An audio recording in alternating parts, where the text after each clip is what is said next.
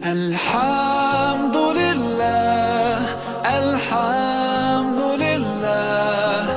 Alhamdulillah, we're on our way back to Riyadh, inshallah. Umalis kami doon 5 o'clock early morning after the Fajr at yung mga bus namin ay nasa Habana. Nag-aantay at the same time yung kasabayan namin yung mga bus ay nandun na rin. I never thought about all the things you have given to me. I never thanked you once. Mga kapatid sa pananampalataya Islam, unang-una po, magpapasalamat tayo sa Allah Subhanahu wa Ta'ala at pumunta tayo ng Umrah kahapon, tapos ngayon bawi na tayo, Alhamdulillah. At inshallah darating tayo ng Riyadh na maluwalhati. Inshallah walang mangyari sa atin. Kung may alam ka, ituro mo sa kasama mo. Kahit na ito ay masakit, dapat ituro mo sa kasama mo. Kasi ganun ng Islam eh. Nagpapayuhan ang Islam. Sinabi nga ng Propeta sallallahu alaihi wasallam, An Abi Hurairah radhiyallahu anhu, anna Rasulullah sallallahu alaihi wasallam, Man da'a ila huda kana lahu min al-ajri mislu ujuri man tabi'ahu la yanqusu dhalika min ujurihim shay'an. Wa man da'a ila dalalatin kana alayhi min al-ithmi mislu asami man tabi'ahu la yanqusu dhalika min asamihim shay'an. Rawahul Muslim. Hindi masyado ma-explain eh. Gusto ko sana magsalita ng maging tanong eh.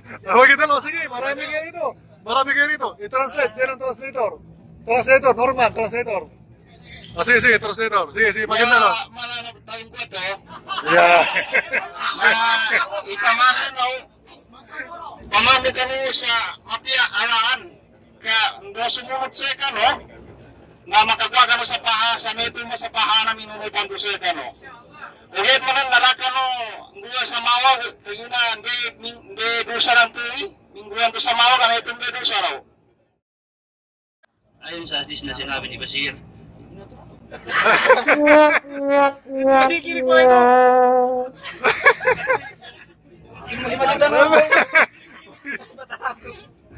Ha? Hindi mo katawa sa hadis?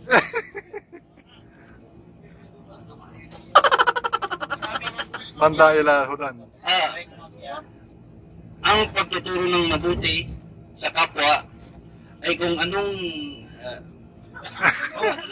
gantimpalang ibigay. Pagtutulungan.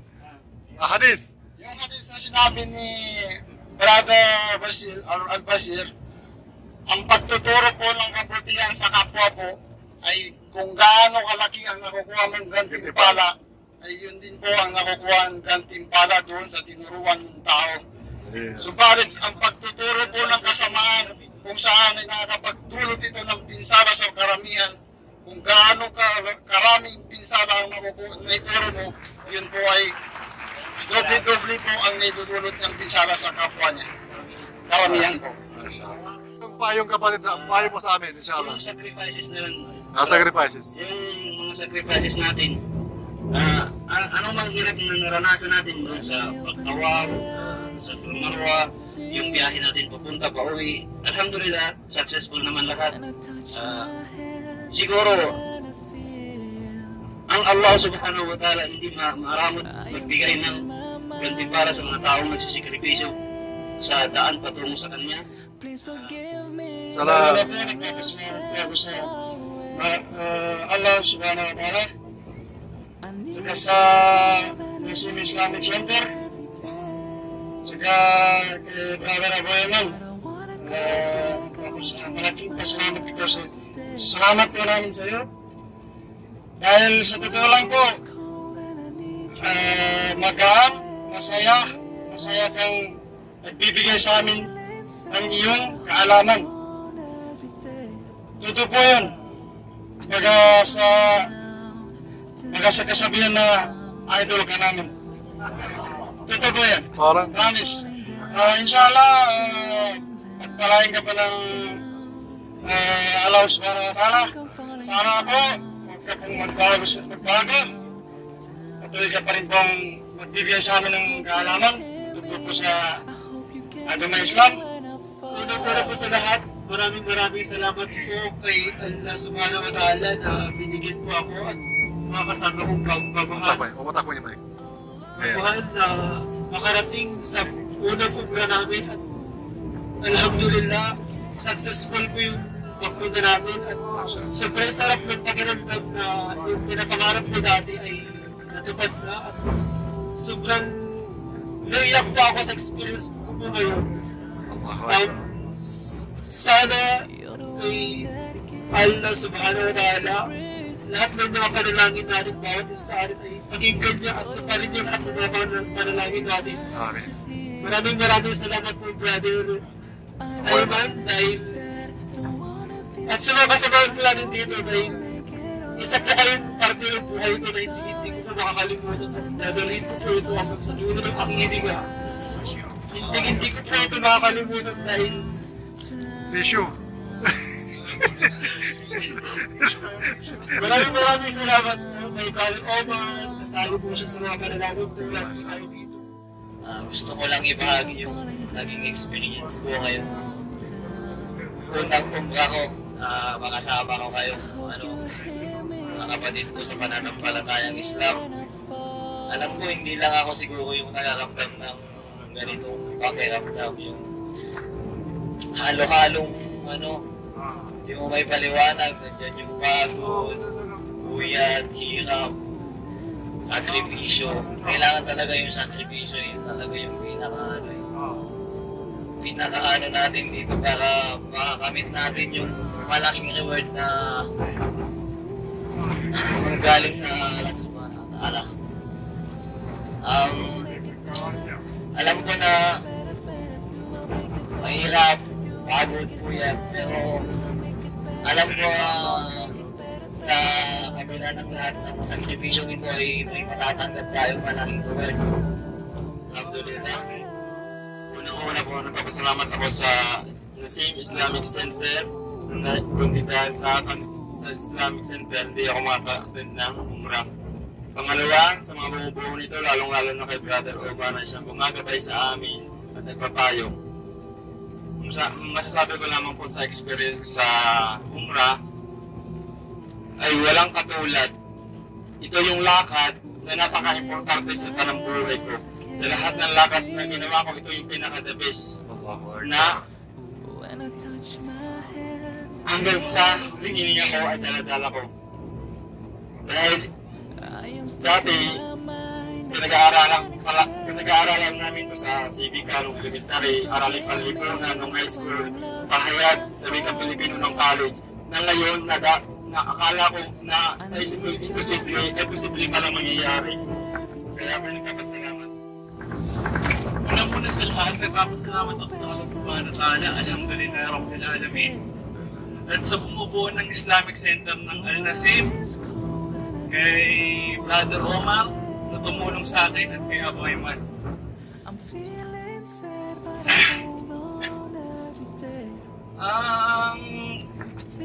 First time kong pag-uumra. Masasabi kong naghalo-halong emosyon. Mahirap, na masarap, na masaya. Pagod at gutom, hindi ko nararamdaman. Sabi ko sa sarili ko, may nakitaan siya akong umagapang. Sabi ko, ako pa kaya nagkumpleto, itong gumagapang na to, hinaya. Kaya, laging pasasalamat ko na nagtagumpay tayo. Alhamdulillah. Ang experience ko po ay napakaganda naman. Kahit paano, nakita ko yung pagka-interesado ng lahat na pumunta, ay masyadong matanda na, ay nahirapan silang maglahat, ay pinipilit nilang pumunta doon sa masjid. Dahil gusto nila na may pagkanda nila ang kanilang ang kanilang luwaw, kaluluwa. Sa pang-experience ko po yung kung tawagin po na yung Tarawih, na hindi ko po akalain na po na gano'n po pala kahaba yung pagsasala. Kaya 21 lang, 21. alhamdulillah, nakayanan ko po at nagpapasalamat sa Allah na masarap sa pakiramdam na nagawa ko ng maayos. At nagpapasalamat din po ako kay Brother Isa na isa po sa akin na ginabayan po ako hanggang sa matapos yung aming pag-uumra. So yun lang po masasabi ko. Inshallah sana po magkasama po ako ulit sa susunod na umra po. Inshallah. Muna sa lahat, ako'y nagpapasalamat na tayo ay ginabayan ng Allah sa ating paglabayan ng pagsagawa ng umra. Na tayo sama-sama at nagawa natin ng maayos. At pangalawa, nagpapasalamat din ako sa ating Islamic Center sa Nasim, lalo kay Abu Ayman at ang nag-sponsor nito. Sa ating pag-umbra na ay tanggapin ng Allah sa ating pagsagawa ng umrang ito at gabayan tayo upang matutunan natin at patibayin ng ating kaalaman, lalong-lalo na sa ating relihiyong Islam. Una, siyempre, pinabalik natin ang lahat ng pagpupuri, pasasalamat, pagpapalik loob sa Allah Subhanahu wa Ta'ala at naway ang pagpapala, pagdugay sa sumating Propeta Muhammad sallallahu alaihi wasallam. Actually, ang umrang sinagawa ko ngayon ay hindi ko na mabilang siguro higit 10 na. Alhamdulillah. At unang magsama ko ngayon dito sa Islamic Center ng Mazima.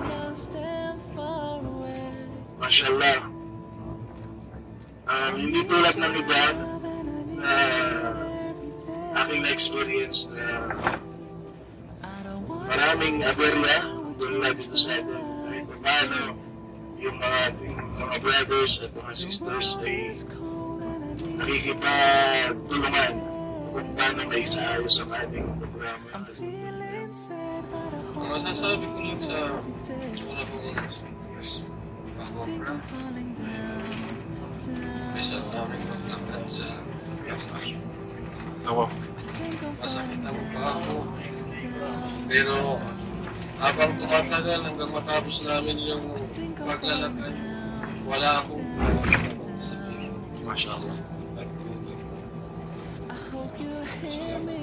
Alam ay sa karamdaman ko aking gawahan sa buhay.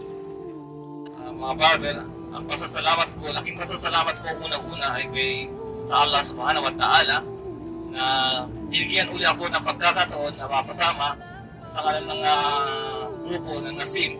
Magpapasalamat ako sa mga buo nito.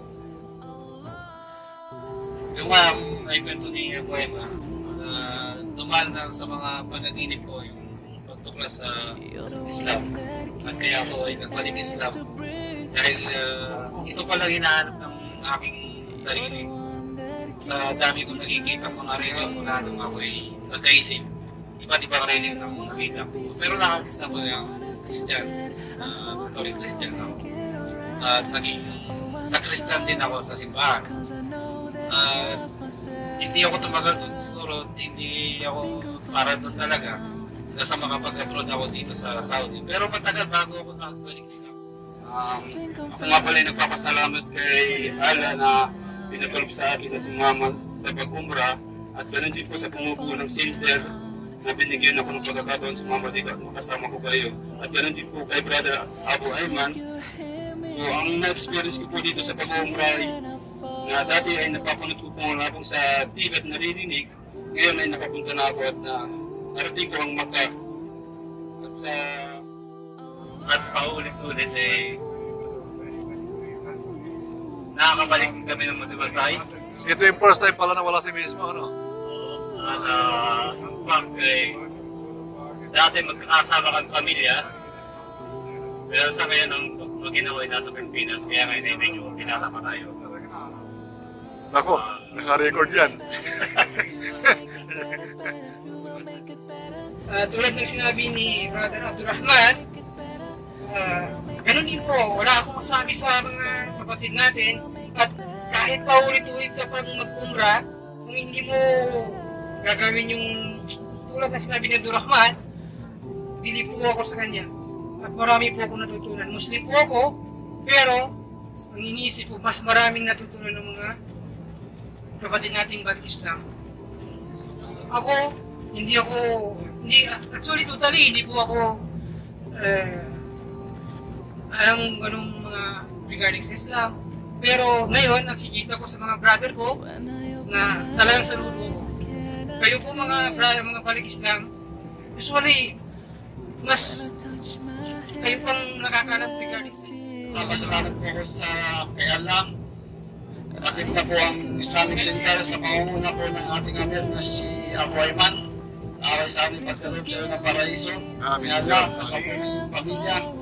Lahat po tayo, inshallah, ay papasukin tayo ng Allah sa kanyang paraiso. Amen. Alhamdulillah, naisagawa natin yung umrah. Wala na po akong masabing marami dito kasi halos nasabi na rin po ang lahat ng magaganda. Una po, nagpasalamat ako sa Nasir, at saka Brother Ayman. Alhamdulillah, naisagawa ko po ulit yung umrah. Hindi lang ito first time, ito na yung pang-apat. At saka yung isa, yung Hajj. Ang masasabi ko po ay masaya. Magpapasalamat po ako sa bubuo sa Islamic sa Nazim. Magpapasalamat din po ako kay Brother Ayman dahil sa hindi pa pagsasawang pagtutulong po sa amin. Ang experience ko po dun sa pagpunta po sa Makkah ay ito po ay pangarap ko pong magpunta doon. Kahit doon po ako sa Pilipinas, kaya po ako nag-abroad dahil po sa gusto ko pong makapunta ng Makkah at hindi nasaan nakasama ako po dito sa pag-uumrah. Nagpapasalamat po kay Allah. Walang duda na kaya tayo nandito sa paglalakbay na ito dahil sa sinasagawa natin ng ibadah na may takot kay Allah. Dahil kung wala tayong takot kay Allah, wala tayo rito para gawin ang sakripisyo na ito na sobrang napakahirap dahil sa bukod sa gutom pa tayo ay pagod pa tayo. Subalit dahil sa takot natin sa Allah subhanahu wa ta'ala ay naisagawa natin ng maayos. Alhamdulillah. Napasalamat ako sa mahal na Allah na napasama po ako pati pamilya ko sa paglalakbay na ito at saka sa buo ng Islamic Center ng Nasim kay pamamuno ni Amir Abu Ayman. Sa na-experience ko po dito sa umrah natin kasi second time ko na po mag-umrah. Bali, first time ko po nakasama sa isang grupo.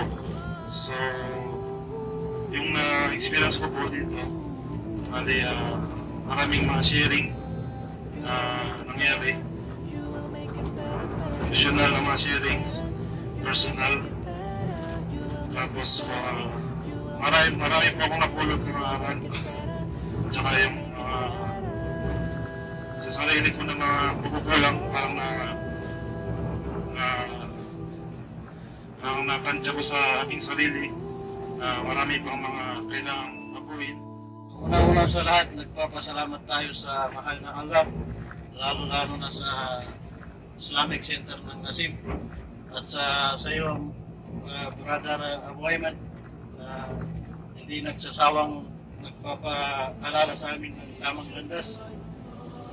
Mahirap talaga mag-umrah ng ganitong sa araw ng Ramadan. Pero ang kagandahan lang, ang equivalent ng pag-umrah sa araw ng Ramadan, parang nag-hajj na kasama yung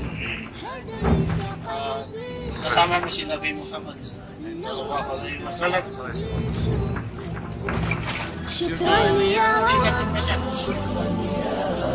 يا منزل القرآن يا خالق الإنسان يا رب يا رحمن شكرا يا